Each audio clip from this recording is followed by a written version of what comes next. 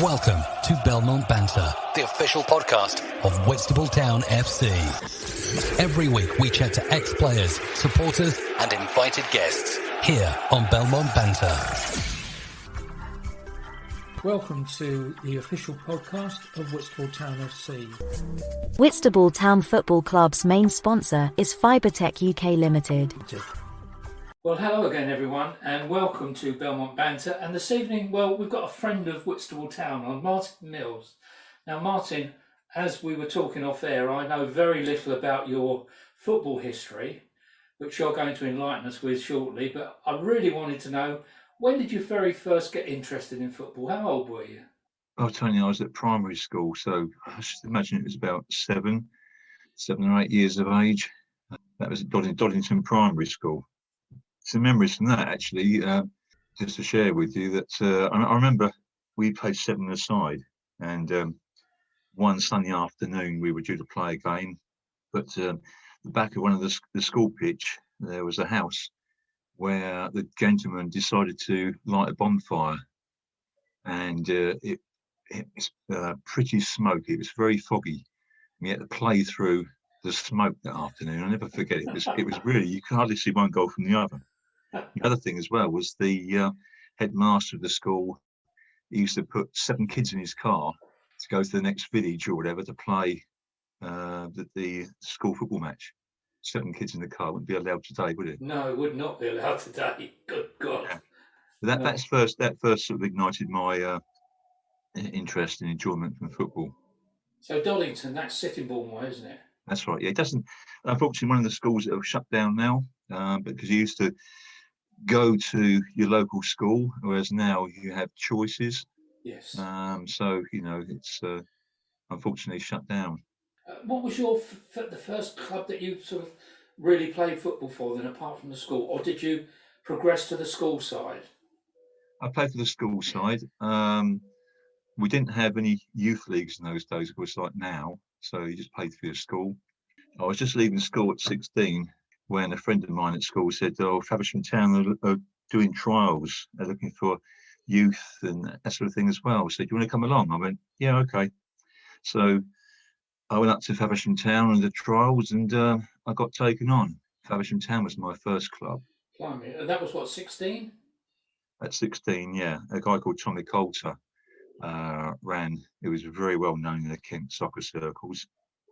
Ran Faversham Town then as manager, and 16 in the first season. Actually, I was lucky enough to get some first team games as well, mostly through injuries, but I played right back at the time, so I used to deputise in there, and quite an experience.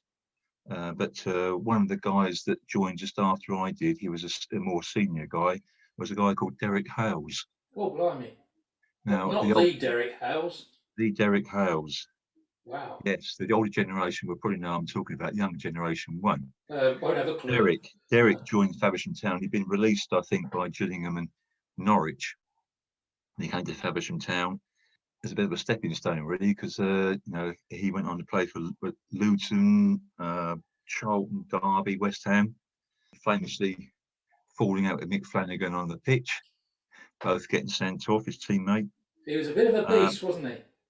Yeah, Derek was very quick, and he shot left foot and right foot, left and right foot. Didn't worry too much about if he hit the target. He was just keen to get his shot away, and that was I think from memory, his debut. He came on at half time. I wasn't playing in this game. He came on at half time and scored a hat trick in the second half, and that was his benchmark really. And then of course he went on to play league football for quite a few years. What sort of age was he then when he was with you at Faversham? I think he was about 19, very hairy.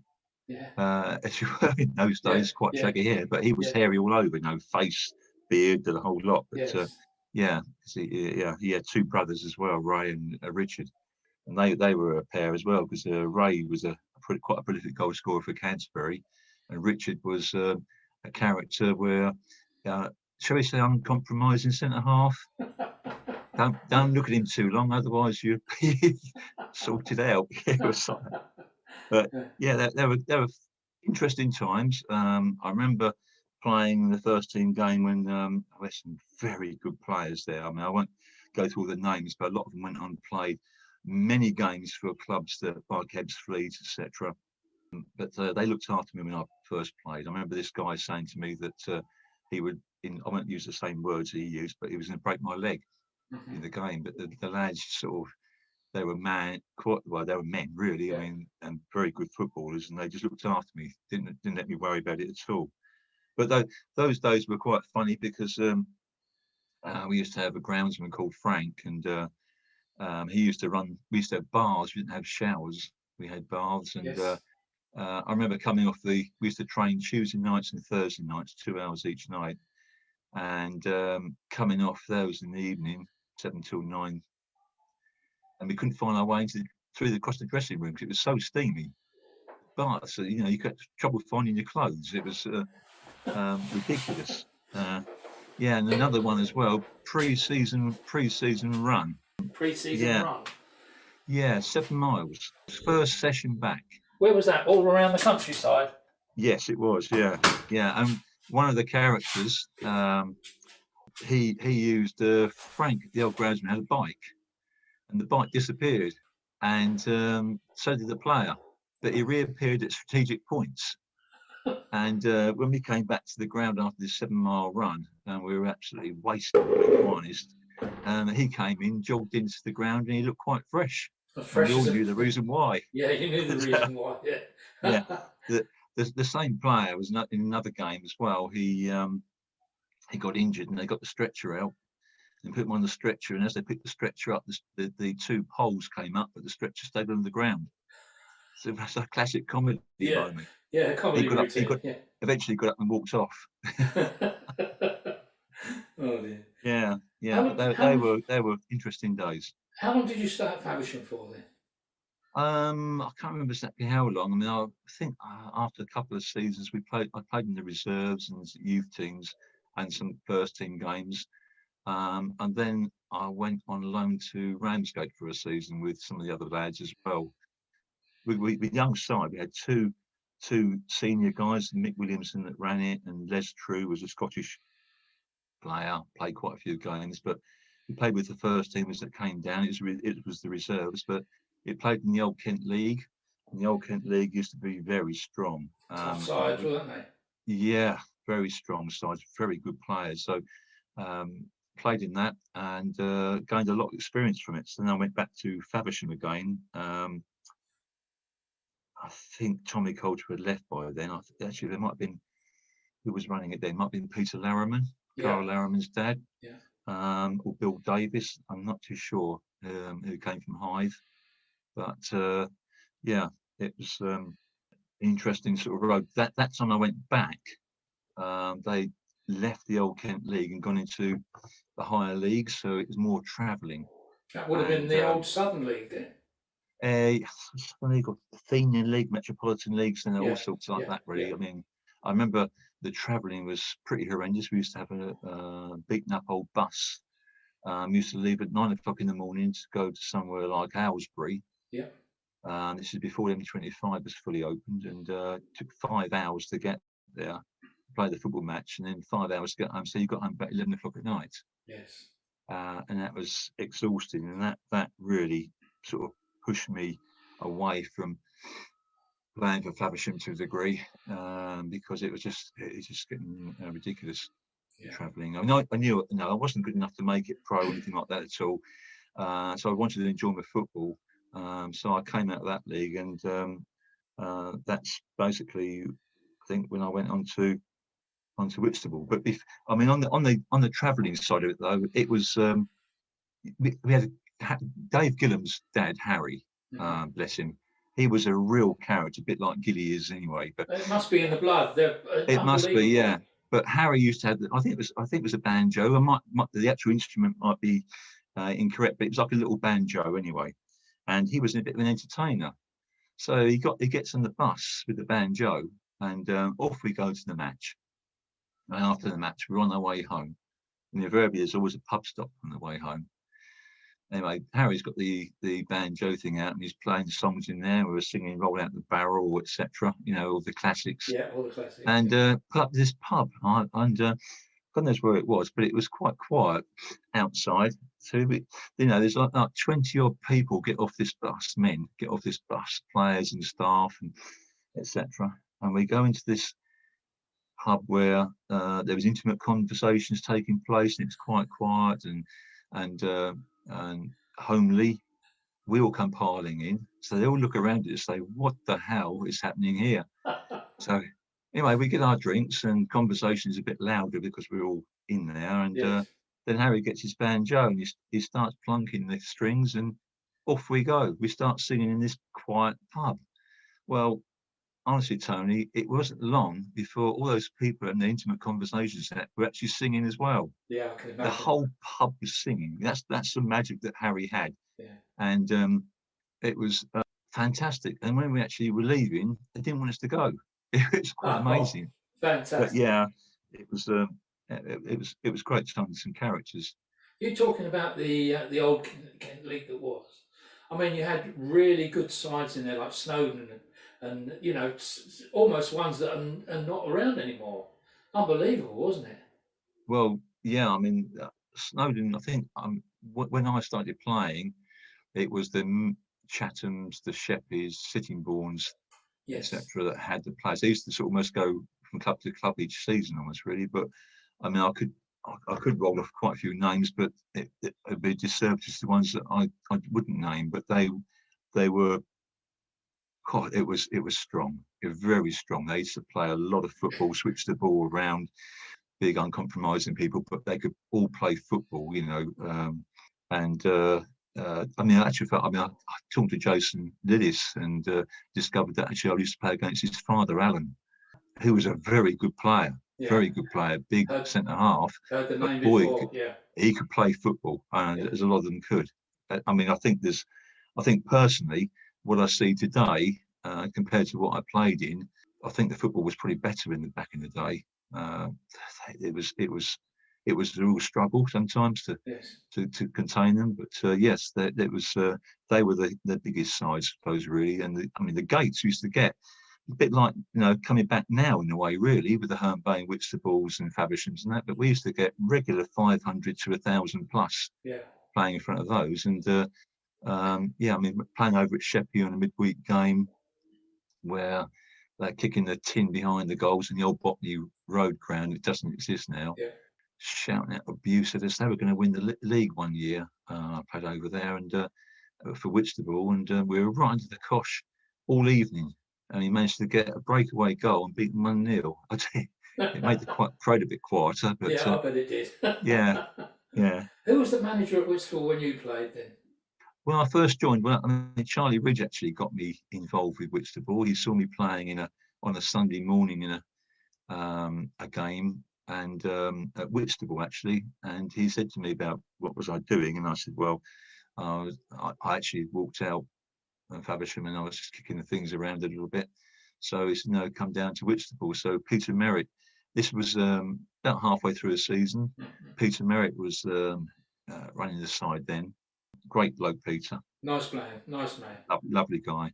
And so I played the rest of the season there.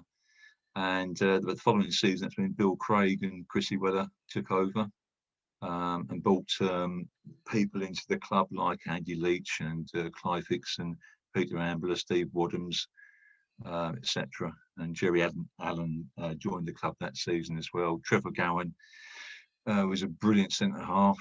Trevor was there. And he added to the team that was already there, and it became quite a young team. So that was the first season that Billy Craig and Chrissy Weller took over. Were you still playing did you say right back?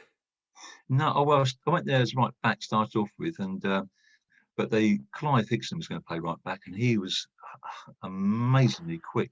He was a Kent Sprint champion or whatever. I was quite quick, but it was like a rocket. Yeah. But things weren't quite working out, and I said to them, I had played centre half. Well, centre back. I used to play like a sweeper role quite often, but centre back down on the Ramsgate on loan in the Kent League, and I did okay. Did pretty good actually. But So I said to him, look, I said, why don't, it was pre-season. I was been injured because of the road running, etc., which always used to do me in. So I said to them, why don't you let me play centre back with Trevor and put Clive right back and see how that works out? And they went, okay, we'll try that. And that was the beginning of Trevor and my relationship, really, because we just got on so well on the pitch, well, off the pitch as well, really, but it worked really well for us. And Clive was just up and down that line, the modern sort of fullback they talk about. Well, he was there already. He was so quick. He could get up the line, but get back again to defend. So playing like a wing back, really. Yeah, well, we were overlapping backs then, really, because it's changed somewhat. Football goes around in cycles, but I think they all take back new ideas, but the ideas have been used before. Yes. But when I first started playing as a right back, I used to be an overlapping right back. So I'll try and get the boys, when I talk to them now, when I do the coaching, is to understand that, I think going too high too early is you can be picked up by the defenders a bit easier because they know you're there. But when there's a space in front of you, because the player's on the left, for example, and the space in front of you, the boys are going to switch it across. You're already, the ball comes into this space, you can really get onto it. And Clive was classic at that as well, because of his pace. And we could really motor on, get up to the edge of the penalty box. And we were always encouraged to actually get up round to the box and can you get a shot or a cross or a good pass in to create an opportunity. Say Clive was so quick anyway that, and I say just fitted in like that, and that's how it worked out in that first season with Billy Craig. Well, you just hit on something there that I don't think a lot of coaches get into players enough about, and that's one simple word: it's anticipation. If you're a good player and you anticipate where the ball's going to go, because if it goes in a certain direction, you've played football long enough, you know where the ball's going to go next.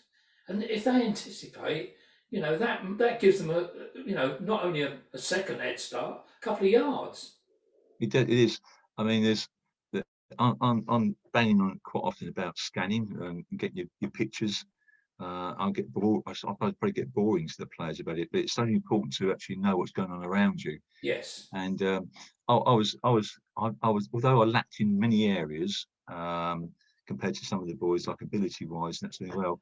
I had, one of the things I had was I was able to read the game. Yes. So I could see what was going to happen before it actually happened. Yeah. 9 times out of 10, I was pretty right.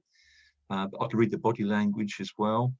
Looking back now, I didn't really consciously realise at the time, but that's what I could do. Just happens, doesn't it? Yeah. So I could often be driving across the, playing centre back as a behind Trevor, who used to win all the balls in the air. Although he's only 5'10", but his spring was incredible. I think he came from Southampton as a centre forward, actually. He ended up playing centre half, but I was able to switch around and cover the other side, the other inside the fullback side, etc. Yes. I was on the way there when the ball was travelling, or just as it was about to travel, so I could read that. So wasn't many times I got caught out, which I did, but wasn't too many. Yeah, that's what I was just saying. Anticipation. You knew, and especially when you've got a good relationship like you had with your fellow player, you knew, because you played with him long enough, you knew what he was going to do. Yeah. Trevor, I mean, and I always used to drop for him just in case the ball got flicked on. Didn't happen very often, but just in case. Just in case, yeah. But yeah, anticipation. It's too many times they play by reaction. Yes. They ball watch and they see what's going to happen, then they react to what has happened, rather than try and make something happen by anticipating what's going to happen and get into position to affect the game. Yeah, you're absolutely right. And a classic case in point of that is when you've got a big lad up front. Let's use the Peter Crouch perhaps as a prime example. Peter's going to win almost every single ball in the air, and you've just got to know where it's going to drop. Yeah, I mean, if you've got a big lad up front, I mean, we used to have a lad that played for a while at Whitstable in these things. Richard Max did. Richard was a big lad. Yeah, big lad. He didn't have a lot of pace, Richard, but I tell you, you could really ping the ball into Richard, and his touch was good. He could hold it up with his physique, hold the people off. He could lay it back, and people could run beyond. So they called it up, back, and through. Yeah. They could run beyond, and it was really effective. I remember, say, Tommy Coulter was really well respected in the county scene. He went on and went to Dover, and Dover beat Colchester 4-1, I think it was, in the FA Cup, when Colchester were a decent side, were a good side and league side. Yeah. But Tommy Coulter, he was, he used to look at the teams and sort of look at the way we played, and he said that Whitstable at the time were one of the best footballing sides in the Kent League. Yeah. We didn't win the titles or anything like that because we weren't as strong as the other sides, but we used to play some neat, tidy football. Yeah. Yeah, sometimes you're what a good analogy to come out with, because saying that you didn't win the league, I think years and years went past before we won the league. We did win it a couple of times, but back then you had to be invited to get promotion, didn't you? You didn't win the league and automatically go up. That didn't happen, did it? No, it wasn't the same structure as it is now. It wasn't the same coaching either. I mean, we weren't coached like we try and coach now. You had to work things out yourself, which I'm quite an advocate for as well. Really, I can't, you can tell so much to some people, but when we get on the pitch, you've got to work it out yourself sometimes, which is why I think it's good to have, like in reserve sides, etc., good to have some senior guys in there to coach on the pitch as they're playing, whether they're coming back from injury or whether they're just getting some form together. But I think that makes a huge difference to these players. But I say it's changed dramatically over the years, football, really, although the principles of football are still the same. Whitstable Town Football Club's main sponsor is Fibertech UK Limited. Did you move on any further from Whitstable, or did you stay with Whitstable for a while? No, I stayed there quite a few years. In actual fact, I ended up getting a testimonial with Trevor. I got my first golf clubs from the club, really. So I've been there for quite some time. But no, we went through, we had Billy Craig and Chris running the side for several years. We had Dave McFall, who was I don't know if you knew Dave, did you? Yes, I did know Dave. Yeah, Dave, what a character. I can picture him now in his cap, his check jacket, his brown brogues, the racing post in his back pocket, and that red sort of face with the eyebrows up in the air. Yes, I know. And telling a joke, he could tell the worst joke in the world, but make you laugh. Make you laugh, yeah. Absolutely. He called everyone's son, didn't he? Oh, son, come here, boy. Come here, son. I got to tell you something. Yeah. He called me in the high street one day. And he always used to call me Rousey. Rousey, come here, boy. I want to tell you something. I want to tell you. I said, Dave, I'm out with the family. I don't care about that. Come here.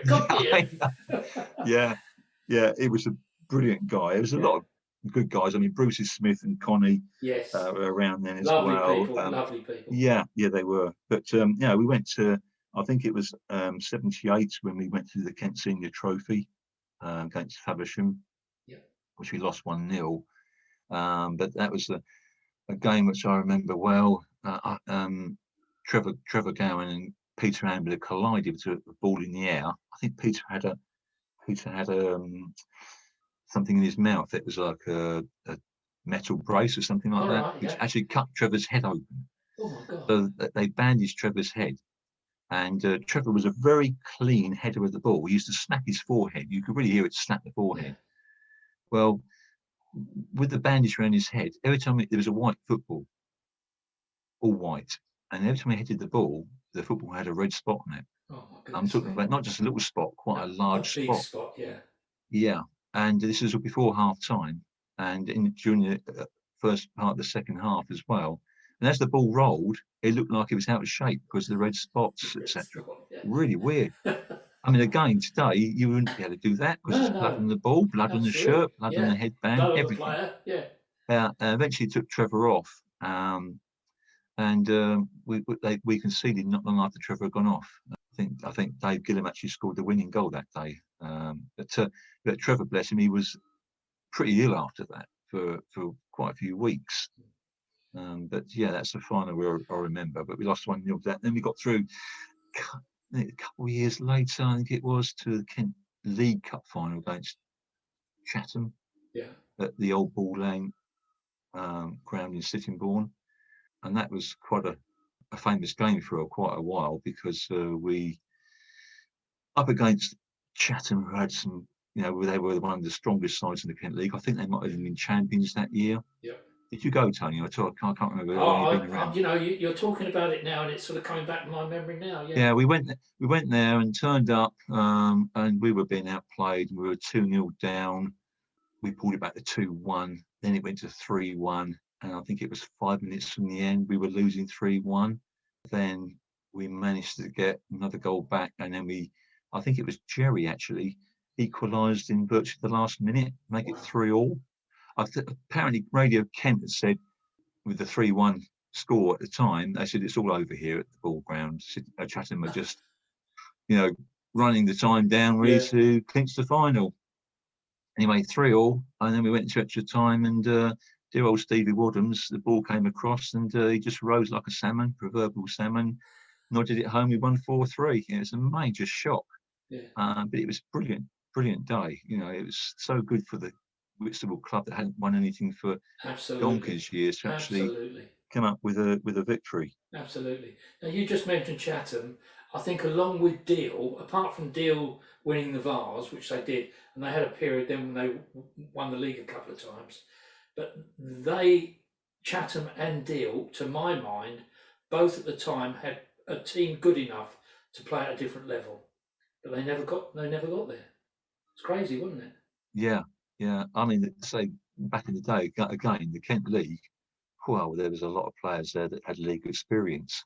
Yeah. A lot of them went on. I mean, in the course of my time, I played against Ian Wright when he was at Greenwich, but also when he was at Crystal Palace. We played him in a friendly. Yeah. Ian Wright at Crystal Palace and Arsenal in England, of course. Yeah. Tony Cascarino. He went to Gillingham, then Millwall, Aston Villa, Celtic, Chelsea, Marseille, and Republic of Ireland. I think he got 88 caps for Republic of Ireland. I never would have thought it happened, because when I played against him, he was a big lad and strong in the air. He somehow used to manage to, when he get his arms out, he used to hold you off somehow, but then he had a bit of a left foot from memory. Steve Bruce, he was at Gillingham at the time, played against Steve. He liked to tackle. That's before he went to, when he made his debut for Gillingham, he played midfield, and he was a good holding midfield player too. I used to go and watch him in midweek games. And that's when he went to Norwich, and he went on to Manchester United, of course. John Bartley now isn't a name which probably people won't know. John Bartley, he was a forward, prolific forward. We played against him. We had Welling several years on the trot, and I had to man mark John. And I looked him up actually before I knew I was going to talk to you. I looked him up to see, because I know he's prolific. I'll just give you a couple of figures, Tony. Yeah. This guy, he played for Welling in 326 games. He scored 450 goals. How many? 450. In how many games? 326. My goodness me. He goes to Millwall, and I see him up at Gillingham score against Gillingham. But he played 40 games for Millwall and scored 8 goals. But obviously it wasn't good enough. So he went to Maidstone, and in 98 games he scored 72 goals. Goodness me. Now that boy would have played nowadays. We'd be playing regular league football. Oh, but without a doubt. Incredible. Another guy as well, Mark Smokey Gall. Mark was a very quick, and he used to hiss a little bit when he ran. He's sort of like a piston almost, really. But you give him a bit of space, or you played a bit of a high line, you were playing with danger. And Mark scored a lot of goals for Greenwich, and he went to Maidstone. And he scored, I think, 133 games, 71 goals, something like that. He went to Brighton, and he was Player of the Year at Brighton one year, but unfortunately did his knee in, and he ended his career apparently. But he was a handful. But all those guys, there was a local guy that was probably one of the best I played against. That was Ernie Batten. Ernie at Sheerness now, yeah. Yeah, Sheppey, I think he owns or runs the club or whatever. I think he's managing now as well. But Ernie, I haven't spoken to him for donkey's years. He probably wouldn't know even who the hell I am. But I used to have to man mark him as well. And his movement and his touch was absolutely outstanding. And he did me one in one game. I think it's the only goal he scored against me, I think, from memory, where he moved away, then came back. So he knew what he was going to do. I had to react to him in a way, really, because I was close to him. He just got a yard on me, and it was enough to score the goal. But he was so good, Ernie. A lot of respect for him. But I say, back in the Kent League days, there was a a lot of ex-league players playing. I don't think there's so many nowadays, whether they made too much money or they can't be bothered or what. I mean, again, another quick story, Tony. When I was about 16, 17, we playing for Faversham Reserves. Went up to Motspur Park to play this team. And out trotted this guy with a knee bandage around his left knee, which was buckled slightly inwards. And he looked to us as 16-year-olds old. Oh, sure, yeah. Anyway, the boys, I played right back. So the boys are playing in midfield, looking at each other, thinking like, what is this about? You know, this would be like easy. So the game kicks off, and this guy with one leg virtually runs the game from the centre of the pitch. The ball comes into him, he touches it, and it goes out the other side, left foot, right foot. It was amazing. So I hadn't know this. I hadn't got the guy's name. Anyway, I was on a coaching course, and Clive Walker was one of the tutors, and I was telling him about this, and he said, "What was that guy's name?" So I told him, and he said, "What?" He said, "Well, that guy, he played for Millwall and Ipswich, 360 odd games, something like that." He was a seriously good pro, apparently, and he certainly showed the boys up. I mean, we 16, 17, 18-year-olds up for ability-wise. It shows you the difference in standards. But those days like that, you don't come across those people very often now. No, you don't, do you? No, it's a shame. It's a shame, really, because they, you know, when they come out of the league, and their sort of qualities and their gifts of ability. Again, I remember playing against Crystal Palace, and we held them 0-0 at half time in this friendly. It wasn't as much friendly, actually. They just signed this guy called Taylor, I think it was, for 100,000 quid, which was quite a lot of money in those days. He was giving them a right rollicking into the middle of the pitch, held them to 0-0, and anyway, we changed the team around a little bit. I think it was a centenary game at Whitstable, and the second half they put 5 past us. But one of them, the Tottenham trialist, was he put one from about 30 yards in the top corner, and it was what a magnificent shot. But they started to show the difference in the touch, the movement. You know, people think the game is fast, so you've got to run fast and kick the ball quick. And actual fact, I tried to explain to the lads that I coach, is that it's not how fast. They're not all Usain Bolt. They're fast in their brain, because they've got the picture of what they're going to do before they get the ball. Goes back to that anticipation again. Absolutely, Tom. Yeah. It makes a huge difference. And these guys, you know, it's like they're playing 2-touch, 3-touch, and it's not. They know exactly where they're going to go, and they've got options because people move into that sort of space. And that, when you play against people like this, it really. I remember playing up at Bromley one night as well, and they were a really good side, as they are now anyway. But they used to knock the ball all over the place, and it was like they used to pull you out. We lost 3-0 that night, ran us ragged, created holes all over the place. It was a real job. But you know what? When we went and played the next league game, because it was a friendly that night, we went and played the league game the following weekend. We played really well because we'd learned from what we played against that midweek game. You had to raise your game because you were playing against good opposition, and the following week. Yeah, I get what you're saying. Really makes a difference, doesn't it? Yeah. Really does. Yeah. When did you actually finish your playing career as such then? I was 34 at the time. I packed up. People kept saying to me you could carry on, but I just really had enough, because I mean, throughout my career, I mean, I first started 16 years of age back at Faversham. We trained twice a week on Tuesday and Thursday nights for 2 hours each night, and a lot of it was running on Tuesday. Didn't really see the ball. You might have seen the ball on Thursday if you were good. If you were lucky. But being a young lad, I wasn't on contract. I played Saturday afternoons for the reserves, occasionally for the first team, about 10 games the first season. But I played Sunday mornings with my mates, and in the afternoon I played youth games, so I had 3 games a weekend. Yes, and they weren't on small pitches, and they weren't reduced in time. They're all 90 minutes. Yeah, I mean, small pitches weren't heard of, were they? No small pitches, no reduced times, no 45 minutes or things like that, no total game 50 minutes or anything like that. It was 90. You know, 16, 17, 18, I did that. I enjoyed it. You know, Tommy Coulter said to me, "You're going to burn yourself out," and he was absolutely right. I really enjoyed it. But as you go through the years, you get older and older, it comes a bit, you know, I just had enough, really. When did your first coaching position come up then? How did that come about? I've got a son who started playing football at Tankerton. Mm-hmm. Anyway, the coach, I'm going to say what I suppose to a degree, but I don't want to be too derogatory about him. But he wasn't particularly experienced. Like, for example, in one particular game, my son, who was probably about 7 or 8, he put him starting on. I think they used to be 20 minutes each way, the games. Yeah. He started him for 3 minutes, took him off. 3 minutes? 3 minutes, then took him off. And then a minute before half time, he put him on. Then he took him off at half time, and he put him on for another 2 minutes in the second half. Oh, and that was it in the game. And I wasn't particularly happy about it. So I thought, well, I'm not.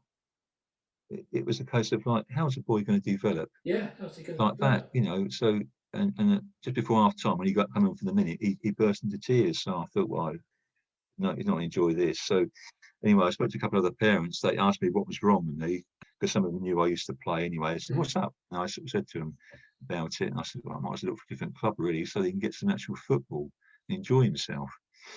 Anyway, I went on a cruise to the Caribbean at Christmas. I came back, that was at the beginning of 2010, and I got a message to say that you're on a level 2 course in February. You got to attend it. I went, oh, really? Yeah, because they sacked the coach. All right. So I went on that. That started my interest. I hadn't really thought about it, to be quite honest, but I found it really interesting. That was when Clive Walker and Alan Walker, another great guy as well, took the course, and I did my youth level badges as well. Yes. And then sort of progressed on from there. And I took the UEFA several years ago, which wasn't a great experience because it was so. I don't like attitudes to a degree, bad attitudes and egotistical people, and I find a lot of that in football. Yeah. People that know it all, etc. And I'll be fairly careful what I've got to say here, because some people might listen to this, but without mentioning names, but some of them really made it difficult and contradictory.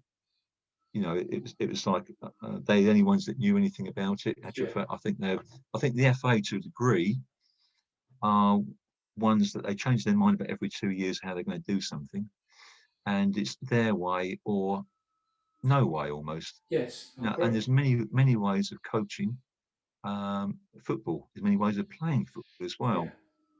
Yeah. I remember doing a session on the B course, and actually I got these sessions through from League Managers Association. Mm-hmm. So I get like 5 a month, and this particular one I had to do was perfect because one of these sessions came through. So I copied it, area-wise, everything, and I just put it on. And the guy that was taking me, he said afterwards, he said, "Probably your session's too small." I went, "Too small?" I said, "Yeah." I said, "Well, the guy, I can't remember who it was now who did it, but it was a professional manager." Yeah. In the Football League. It might have been Birmingham's manager. I can't remember who it was at the time now, but I said, this was done by a professional with these dimensions. And he went, "No, I don't believe you." It was like that, really. Oh, and I thought, well, there you go. There you go. But it was okay. I got through, and I enjoy the coaching side of it. I think I always say to the lads that I'm coaching, always do the best you can and be the best you can and push yourself as far as you can. So you're going to hit a ceiling somewhere, and enjoy it as well. Because, Tony, talking to you, I can remember vividly many games, situations in games, people, I can even smell the smoke from the games and hear the people calling me all sorts of names, animal and things like that, because I had to become very aggressive to stay in the side. I watched Andy Leach the way he played. It was like, he didn't take any prisoners, and they loved him, the management. And I got dropped for about a month, and I started doing what he did, and bingo, I was back in the team and never got dropped again. Yeah. But it's, the abuse you get and that sort of thing as well. But, I really enjoyed it. And I can remember many, many, many games and situations. But if you asked me about work that week, I'd have no idea what I did. Isn't it strange? Sport gives you memories. Isn't it strange that happens? Yeah. It really is. I mean, this is why I love what I'm doing here for the club. talking to people like you, that all of a sudden your memory unlocks and it brings back memories for me. All the names you mentioned, the players, the managers. Have you ever managed a side? Only Whitstable Reserves for a little while. No, actually, two. I did Canterbury University, Christchurch University. I was coaching at for about 4 or 5 years. They wanted to start a Saturday side, so I managed that for a first season, I think it was. And then I went to Whitstable to help out. Whitstable Reserves, I should say, down there. Yeah. And then a guy got sacked, so I had to take a Joe Brownette. I'll tell you a story about Joe Brownette in a minute, but Joe Brownette sort of said, can you take it? Otherwise we'll be fined heavily. So I took it on and ran it. But it's difficult when you get Friday nights and Saturday mornings and people calling you saying, I can't make it. We've got a minibus leaving the Whitstable ground at 11:30. So please be there by 11:15. Yeah. And at 11:25 you get a message, I don't feel too good. Can't make it. It drove me absolutely crackers. But back to Joe, just triggered enough another memory. Joe Brownette, I was playing down at Herne Bay, I think for Whitstable, and an old guy from Faversham Town, Jeff Stone, and I came to blows in the middle of the pitch. Well, actually, it wasn't blows. He punched me as he went past me. And I turned around. You know that Dave McFall, Billy Bremner picture? Well, I got Jeff Stone by the neck, his shirt. Yeah. And I was standing there pointing to him, and I was saying things to him, don't you ever do that again, to words to that effect. And the referee sent me off, and he also sent Jeff off as well. But when I walked with the pitch at Herne Bay, they used to have two swing doors with frosted glass in. Yeah. And I went through this door to the changing room, and I slammed this door behind me. Bang! As it shut, all the glass fell out. Absolutely shattered. The ground went totally quiet. Anyway, Joe, bless him, he came up to me after the game. I sort of said, I'm very sorry, I'll pay for that. And he went, no, don't worry, Martin, leave it. And that's when I first got to know Joe. Yeah, next to know, another story about Joe, a few years later, he's at Herne Bay, and he's put money into the Herne Bay. So yes, that's right. he and Dave McFall come around my home in Faversham and sit there in the lounge, and they offer me 50 quid a game to go down to Herne Bay. 50 quid a game. And I was only earning just over about £130 a week then, Tony. Yeah. £50 a week. But I said no, because I like playing at Whitstable. It was more about that. Although Jerry went, because and a few others went down there. Yeah. But and just a few years back before the lockdown, I was talking to Joe again on the touchline at Whitstable one evening, I think it was, and I said, Joe, what do you think about football today? He went, Martin. He said, it's all about money. Yeah, it is, he said, they all want money. And I thought, I chuckled myself, and I thought, Joe, you were at it before, anyway. You did it before, yeah. Well done. Yes. Yeah. I know. It evolves. Everyone moves on. I mean, the money going around now for some of the players is crazy. Absolutely crazy. It's unbelievable. I mean, they can pay their mortgage from playing football. I mean, we going back to Whitstable, they didn't pay very well, really, particularly. But we might have got 25, 30 quid, something like that. But what we used to do was go straight in the bar and put it behind the bar anyway. Yeah, that's very true. So it went back in the club anyway. So basically, they were giving us some more or less free drink. But it's the same story that Jerry tells, and all the boys say exactly the same. Yeah, but we just love playing together. I mean, Whitstable, the team, when we had Jerry, I could go. It was like we had Brian Gamble in goal. Yeah. What a keeper Brian was. Oh my goodness me. Super guy as well. There was Clive right back, me and Trevor in the middle, and Andy Leach left back. Yep. I hope I don't miss anybody out. But over the years, you had things like Tommy Gomes. It was a little fella that emigrated, but what a good little footballer he was. You had Jerry Allen, Peter Ambler, Stevie Waddens. Yep. Oh God, I try to remember them all now. This is the trouble when you start mentioning names, you're going to forget some. Dale Walton was a slightly later one, but Dale was quality. Pippi Harris was another one. It came from, I think, Swindon. But oh Jesus, who else was the? Going to say I'm missing players, and I do apologise if they listen to this and they're missing names out. But we just got on so well. We got on so well. It was we battled for each other, supported each other. We played some decent football. Good mates. That's what it's all about, isn't it? Yeah. It's one of those things that you look back and I played I mean, another guy as well. I played with Faversham. I went back to Faversham a second time, and I ended up playing centre back with a guy called Nigel Williams, who lives in Faversham. Nigel and I came across each other in youth games when we were 16. Nigel went to Wolves and played for Wolves. Blimey. When he finished at Wolves, he went to Gillingham, played for Gillingham. Then he came back down, and he's one of those players that still played. So he came back down to Faversham, and he and I ended up playing centre back partners. And what a pleasure to play with a guy like that. He was such a good talker and such a nice guy. And Currently, Martin, what team do you look after at Whitstable now? The reserves. I don't look.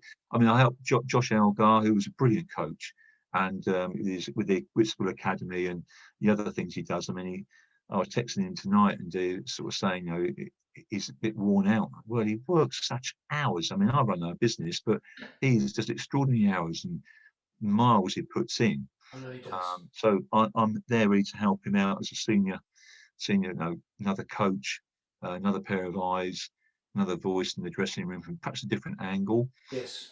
So I think a lot of it's down to attitude, desire. I mean, it sounds a bit like Roy Keane, really, but attitude, desire, commitment goes a long way, and then your ability comes with it. I mean, I'd say back to Tony Cascarino again. I mean, the guy wasn't blessed with huge pace, wasn't blessed with incredible ability on the ball, but he had assets that he used really well. And I guess the people that looked at him at Gillingham initially, they got him for a set of tracksuits.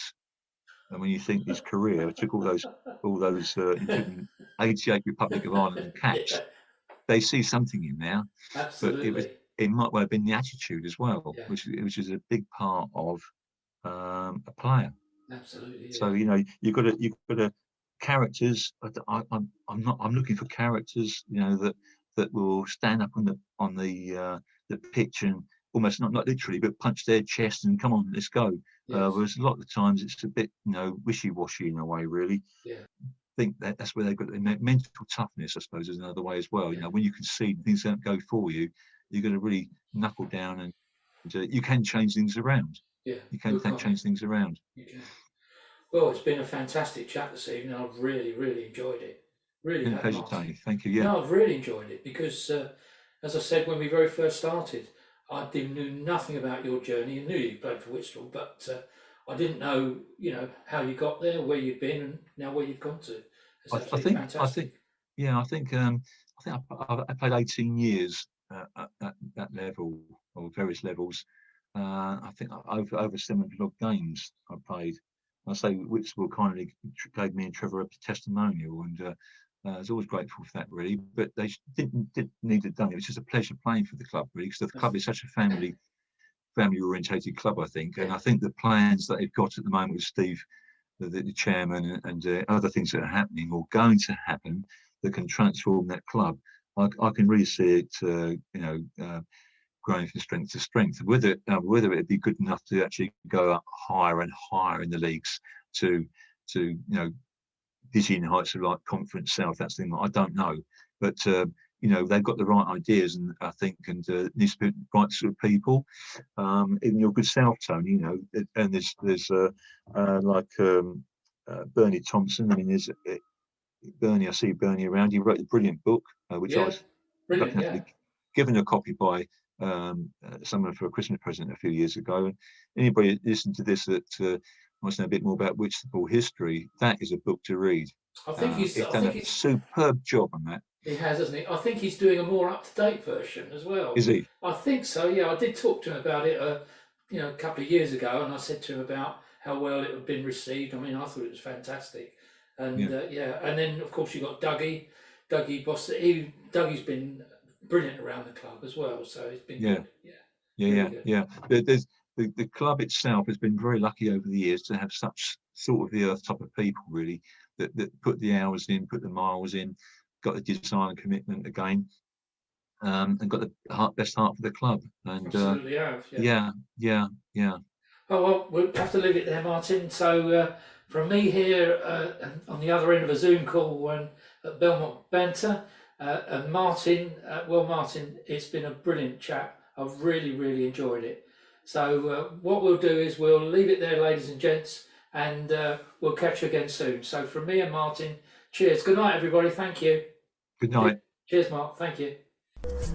Whitstable Town Football Club's main sponsor is Fibertech UK Limited. They are providers of optical fibre services to the telecoms industry, specialising in optical fibre provision, local and long haul. We offer a full turnkey solution to our clients throughout London and the south of England. Contact us through the website for more details. Your host, Tony Rouse, every week on Belmont Banter for news about local football in Kent and beyond.